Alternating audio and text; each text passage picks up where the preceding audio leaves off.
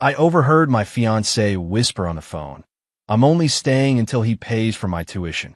I waited until the semester tuition was due, then broke up with her the night before the payment deadline. Her panic attack was immediate when the payment failed. Original post.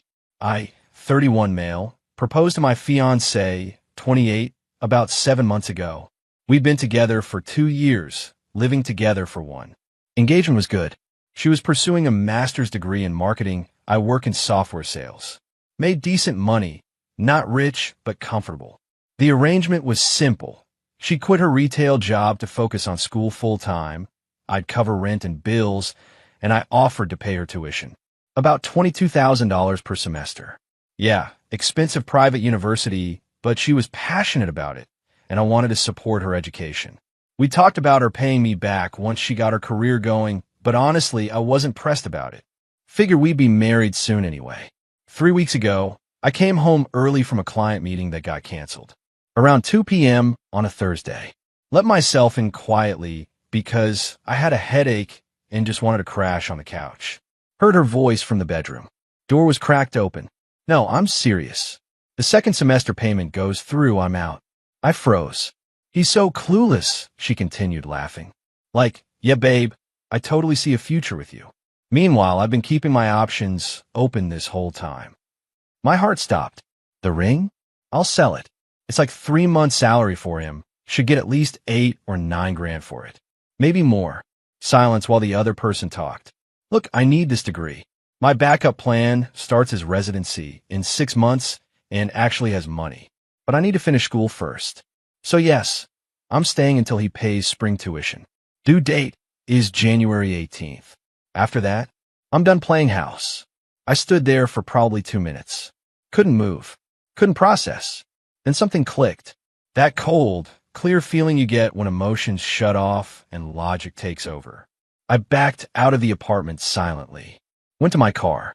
Sat there for an hour just thinking. She was using me. Had been using me. Had a whole other dude lined up. Was literally counting down the days until she got my money and bounced. Got home around 5 p.m., normal time. She was in the kitchen making dinner like nothing happened. Hey babe, how was work? Good. Long day. What's for dinner? Chicken stir fry. Your favorite. I smiled and kissed her cheek. Sounds perfect. We ate dinner. Watched TV. She cuddled up next to me, played with my hair. I played along. Inside I was numb. That night, I barely slept. By morning, I had a plan. Spring semester started January 20th. Tuition was due January 18th, a Friday. She'd already mentioned it multiple times, reminding me about the payment deadline. I had 3 weeks to prepare. Update 1. First thing Monday, I called the jeweler where I bought the engagement ring. Asked about their return policy. We don't do returns on custom pieces, but we can offer store credit for 60% of purchase price within 1 year. The ring cost $11,200. Not 3 months' salary like she thought, more like 2, but whatever. I told them I'd think about it. Next, contacted my bank. Asked about stopping a scheduled payment. Turns out I hadn't actually set up the tuition payment yet. It wasn't due for 3 weeks, and I usually did it last minute. Perfect. Then I documented everything. Wrote down exactly what I heard, the date, the time. Not sure if I need it, but felt important to have. Spent the next 2 weeks acting completely normal. She had no idea. We went to dinner with her parents that Saturday. Her mom kept going on about wedding planning. Have you two set a date yet? My fiancé squeezed my hand. We're thinking next fall. Right, babe? Absolutely, I said, smiling. Can't wait. Her dad pulled me aside later. You're a good man. Taking care of her school like that. Not many guys would do that. Just want her to succeed, I said. Wasn't even lying. I did want her to succeed. Just not on my dime while she played me for a fool. January 17th came. Thursday. 1 day before the payment deadline. She'd been extra affectionate all week. Lots of I love yous and physical attention. Making sure I didn't forget about that payment, I guess. That evening, she was on her laptop at the kitchen table. Babe, did you submit the tuition payment yet? Not yet. I'll do it tomorrow. Can you do it tonight? I'm paranoid about it processing in time. Payment deadline isn't until 11:59 p.m. tomorrow. We're fine. She bit her lip. I know, I just worry. I got it. Don't stress. She relaxed. Okay. Thank you. Seriously, I don't know what I'd do without you. Yeah, I said. Me either. January 18th, Friday. The day. I woke up early. She was still asleep. I got dressed for work, kissed her forehead goodbye like always. Love you, she mumbled. You too. I didn't go to work. Called in sick. Drove to a coffee shop and sat there thinking. This was it. The moment of truth. Around 3 p.m., I drove home. She wasn't there. Fridays, she had a study group that ran until 5 p.m. I packed a bag. Clothes, toiletries, laptop, important documents. Took about 30 minutes. Left in my car. Then I sat on a couch and waited. She got home at 5:47 p.m. All smiles. Hey, you're home early. Yeah. Left work around 4. How was study group? Good. Super productive. Did you submit the payment? Not yet. Her smile faltered slightly. Babe, the deadline is tonight. I know. So, can you do it now? Like right now? Sure. But first we need to talk. The color drained from her face. About what? About the fact that you're planning to leave me the second I pay your tuition. Silence. Complete silence. What are you talking about? I heard you. 3 weeks ago. On the phone. Talking about your backup plan with the doctor. About selling my ring. About staying just long enough to get the money. She opened her mouth. Closed it. Opened it again. That was, you misunderstood. I'm out the second semester payment goes through. Pretty clear statement. Her face went from pale to red. You were eavesdropping in my own apartment that I pay for? Nah, this is ridiculous. That conversation was taken out of context. Then give me the context. I was venting to my friend. I didn't mean it. Which friend? The one who's doing his residency. Direct hit. Her face confirmed everything. We're done, I said calmly. I'm not paying your tuition. You need to move out. That's when she had the panic attack. Started hyperventilating. Hands shaking. No, no, no, no, no. You can't. The deadline is tonight. If I don't pay, I get dropped from my classes. Sounds like a you problem. Please. She was crying now, full tears. I'm sorry. I didn't mean those things. I was just being stupid. I love you. You love my wallet. That's not true. Please just pay the tuition. We can work through this. We can go to counseling. Pass. You can't do this to me. I've been planning this semester for months. I need these credits. Should have thought about that before you decided to use me. She grabbed my arm. I'll do anything. Anything. Please. Just submit the payment and we can talk about this. I pull my arm away. I want you out of my apartment by Sunday. I'll stay with my brother tonight. Where am I supposed to go? Maybe your doctor boyfriend can help. I grabbed my bag from the bedroom and walked out. She was screaming behind me, but I didn't stop. Got in my car. Hands were shaking. Heart pounding. But also, relief. Like a weight lifted. My phone started blowing up immediately. Texts, calls, voicemails. All her, increasingly frantic. I turned off my phone and drove to my brother's place. Update 2. My brother answered the door, looking confused. You good? Not really. Can I crash here for a few days? Yeah, of course. What happened? Told him everything. The phone call I overheard, the 3-week wait, the breakup. He whistled. Damn, that's cold. She was using me. Oh, I know. I'm saying you're cold. Waiting 3 weeks? Timing it perfectly? That's some strategic stuff. She would have taken the money and left anyway. I just changed the order. Not judging. She deserved it. But dude, your phone's probably melting. I turn it back on. 68 texts. 32 missed calls. All her or her mom. The texts escalated from apologetic to desperate to angry. Please answer. I'm begging you. We can fix this. You're ruining my life. I'll pay you back every cent. How can you be so cruel? I hate you. Please. Her mom's texts were more direct. You need to pay that tuition. You made a commitment. My daughter is hysterical. What did you do? Call me immediately. This is financial abuse. I blocked them both. Spent Saturday at my brother's place. Ordered pizza. Played video games. Try not to think about it. Sunday morning. Got a text from an unknown number. Her. I moved out. Took my stuff. Thanks for nothing. Good. At least that was handled. Drove back to the apartment around noon. She was gone. Most of her stuff was gone too. but she'd left some things, probably whatever didn't fit in her car. Also noticed some of my stuff was missing. My PlayStation, my good headphones, a watch my grandfather gave me, a hoodie I loved. Petty theft to go with the emotional manipulation. Perfect. Took photos of everything. Sent them to her from a Google Voice number. You have 24 hours to return my property or I file a police report. Response came in minutes. Sue me. I didn't respond. Just filed the police report. Gave him the photos, estimated value around $1,800 total. Officer was sympathetic but realistic. Roommate disputes are tough. Technically, you could pursue small claims court. What about the theft? Did she have access to the apartment? She lived here until yesterday. Makes it harder to prove theft versus property dispute. Small claims is your best bet. File the small claims paperwork Monday morning. $150 filing fee. Court date set for March. Meanwhile, my phone started getting calls from numbers I didn't recognize. Blocked them all. Then came the Facebook messages. Her best friend, you're a piece of garbage. She trusted you. Her cousin, real men support their partners. You're pathetic. Some guy I didn't know. Heard what you did. You're trash. I didn't respond to any of them. Just screenshot everything. Tuesday morning, got a call from the jeweler. Sir, someone came in yesterday with your engagement ring attempting to return it. We informed her only the purchaser can process returns. She became quite upset. Did she leave the ring? No, she left with it. I thought you should know. Thanks for the heads up. So, she was trying to sell my ring. The ring I paid for. The ring that was legally mine since we weren't married. Called my lawyer cousin that afternoon. Explained the situation. The ring's yours. It's a conditional gift based on marriage. If the engagement ends, you get it back.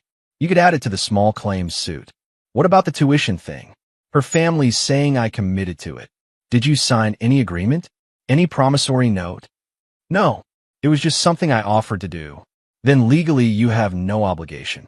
Verbal promises to pay someone's tuition aren't enforceable without marriage or contract. Her mom's throwing around words like financial abuse. My cousin laughed. That's not what financial abuse means. You're allowed to stop giving money to someone who's using you. That's just called having boundaries. Relief washed over me. I wasn't crazy. I hadn't done anything wrong. Wednesday, the email started. From her school account. You destroyed my future. I hope you're happy. I had to drop all my classes. Do you understand what you've done? My advisor is asking why I withdrew. What am I supposed to tell her? That my fiancé decided to punish me. You're going to regret this. I forwarded them all to my cousin. She advised documenting everything, but not responding. Let her spiral. Every message she sends helps your case. Thursday, got a letter in the mail. From a lawyer. My stomach dropped. She'd actually hired someone? Opened it. Demand letter requesting $22,000 for the tuition payment I'd promised. $11,200 for emotional distress. In return of shared property. The lawyer's signature looked off. The letterhead seemed generic. I Googled the firm name. Didn't exist. She made a fake legal threat. I took a photo and sent it to my cousin. LOL. This is so fake it's almost funny. If she actually tries to sue, she'll get laughed out of court. Also, this might be illegal. Impersonating a lawyer is a crime. I didn't respond to the fake letter. Just added it to my evidence folder. Friday night, exactly 1 week after the breakup, there was pounding on my door. Check the peephole. Her dad. I didn't open it. I know you're in there. Open this door. Sir, you need to leave, or I'm calling the police. You owe my daughter that money. You made a promise. I don't owe her anything. Please leave. I'll take you to court. You'll pay for this. I called the cops. Told them someone was at my door refusing to leave. They showed up in 10 minutes. Watched through the peephole as they talked to him. He was animated, pointing at my door. The cops looked unimpressed. They knocked. I opened it this time. Sir, this gentleman says you owe his daughter money? No. I offered to pay her tuition when we were engaged. We broke up before the payment was due. I chose not to pay. Do you have any written agreement? No. The cop turned to her dad. This is a civil matter. You need to handle it through court, not by harassing him at his home. But he, Sir, leave now or I'll cite you for trespassing. Her dad left, shooting me a look that could kill. The officer turned to me. You might want to consider a restraining order if this continues. I'm documenting everything. Good. Keep it up. After they left, I sat on my couch in the dark for an hour. This was insane. All of this over money I'd offered freely, but was under no obligation to give. But the thing is, I don't regret it. Not even a little. She wanted to use me? Fine. She just didn't get to finish the job. Update 3. The harassment continued for another week. Messages from random numbers, emails from throwaway accounts, even a couple of letters in my mailbox with no return address. All saying basically the same thing. I was cruel, heartless, vindictive. That I'd ruined her life. That I'd pay for this. February 1st, I got served. She'd actually filed a lawsuit. Not for the tuition. Her lawyer probably told her that wouldn't fly. But for breach of promise and return of shared assets. She was claiming that various items in the apartment were hers and that I'd refused to return them. Listed my PlayStation, my headphones, my grandfather's watch, the stuff she'd stolen. The audacity was almost impressive. My cousin took the case. First thing she did was file a countersuit for the stolen property plus the ring. She opened this door. We're walking through it. Court date was set for March 15th, 6 weeks away. In the meantime, life got weird. Her friends kept trying to ambush me in public. At the grocery store, at the gas station. Always with the same script. How could you do that to her? You know she had to move back in with her parents? She's devastated. Is that what you wanted? I stopped engaging. Just walked away every time. The breaking point came mid-February. I got a call from my boss. Hey, so someone called the office today claiming to be your emergency contact. Said there was a family emergency and they needed to reach you urgently. Who was it? They wouldn't give a name. But the number had a local area code, and when our receptionist asked which family member was in trouble, they hung up. My ex's area code. She was calling my workplace now. Thanks for the heads up. If they call again, don't give them any information. Already on it. Just wanted you to know. I documented that too. Every incident. Every contact. Building a file. Early March, her mom tried a different approach. Sent a long email to my work account. No idea how she got it. The subject line, please read, a mother's plea. I almost deleted it, but curiosity won. I'm writing to you not as her mother, but as someone who's watched this situation destroy my daughter. She made mistakes. She said things she shouldn't have. But she loved you. She was planning a future with you. And you threw away 2 years over one overheard conversation taken out of context. She's dropped out of school. She's depressed. She barely eats. She had a future in marketing, and now she's working retail again because she can't afford to continue her education.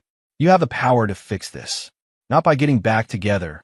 That ship has sailed, but by honoring your commitment to her education. Show her that you're the bigger person. Show her that you care about her future, even if you don't want to be part of it. $22,000 is a lot of money, but it's nothing compared to the value of a person's future. Please reconsider. I read it twice, then forwarded it to my cousin. Is this witness tampering or something? Not quite, but it's inappropriate. Don't respond. She's trying to guilt you. The thing is, part of me felt guilty. Not about the tuition. She made it clear she was using me. But about how it all went down. The strategic timing. The calculated coldness. But then I remembered she was going to do the same thing to me. Take the money and run. Leave me with nothing but a broken engagement and an empty bank account. I just did it first. Court day arrived. March 15th. She showed up with her mom and the fake lawyer letterhead guy, who apparently was a family friend who knew about legal stuff. My cousin showed up with a briefcase full of evidence. The judge looked tired before we even started. Her side went first. She claimed that various items were hers, that I'd refused to return them, and that she deserved compensation. My cousin presented photos showing the stolen items in my apartment before she moved out, receipts for the PlayStation and headphones in my name, and a photo of my grandfather's watch inscription with my name on it. Then she presented the counterclaim for the ring. Your Honor, the ring was purchased by my client as a conditional gift contingent on marriage. The engagement ended. The ring should be returned. Her lawyer, the family friend, tried to argue that she should keep it as compensation for emotional damages. The judge cut him off. Is she legally trained? No, Your Honor. Then why is she speaking on legal matters in my courtroom? Ma'am, do you have actual legal representation? My ex looked panicked. I thought, this is small claims court.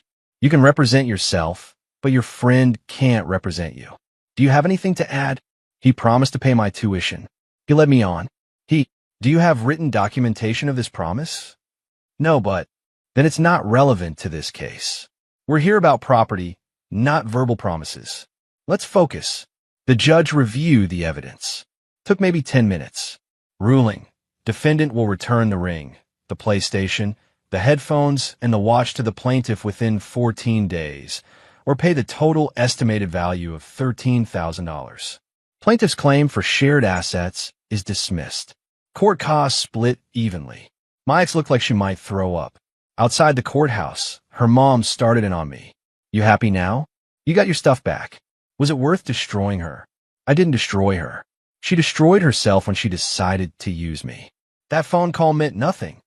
It meant everything. It was the truth. Maybe the only truth she ever told. My ex spoke for the first time. I hope you know you're going to be alone forever.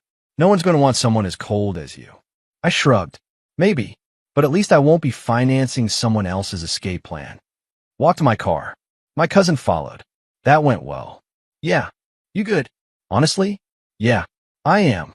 And I was. The anger had faded. The hurt was manageable. What remained was just clarity. She returned everything by the deadline. Had her friend drop it off in a box with no note. The ring, the PlayStation, the headphones, the watch. All there. I sold the ring the next day. Got $9,200 for it. Not what I paid, but more than she would have gotten. Used the money to take a solo trip. Flew somewhere I'd always wanted to go. Spent a week just existing without drama or stress or manipulation. When I got back, my brother asked if I had any regrets. About breaking up with her? No. About how you did it? I thought about it. Really thought about it. Maybe I could have handled it differently. But would she have? If I had paid that tuition, she'd have left the next day. At least this way, I controlled the narrative. Fair enough. It's been 6 months now. She's still working retail, according to mutual friends who won't leave me alone about it. Apparently, she's trying to save up for community college. Her doctor boyfriend never materialized. Turns out that was either fake or fell through. Her family still thinks I'm the devil. Her friends still give me dirty looks when I see them around town. But you know what? I'm good. Got a promotion at work. Started seeing someone new, taking it slow, being cautious. Fixed up my apartment, living my life. She wanted to use me as a stepping stone. Instead, she got a lesson. Actions have consequences. Did I feel guilty about the timing? Sometimes. Late at night, when I'm honest with myself, I wonder if I was too harsh. But then I remember that phone call. Her laughing about how clueless I was. Planning her exit strategy while wearing my ring. And the guilt disappears. She made her choice. I just made mine first. The tuition was due January 18th at 11:59 p.m. I broke up with her at 5:47 p.m. the same day. Perfect timing? Maybe. Petty? Absolutely. Regrets? None. She played a game. I just played it better.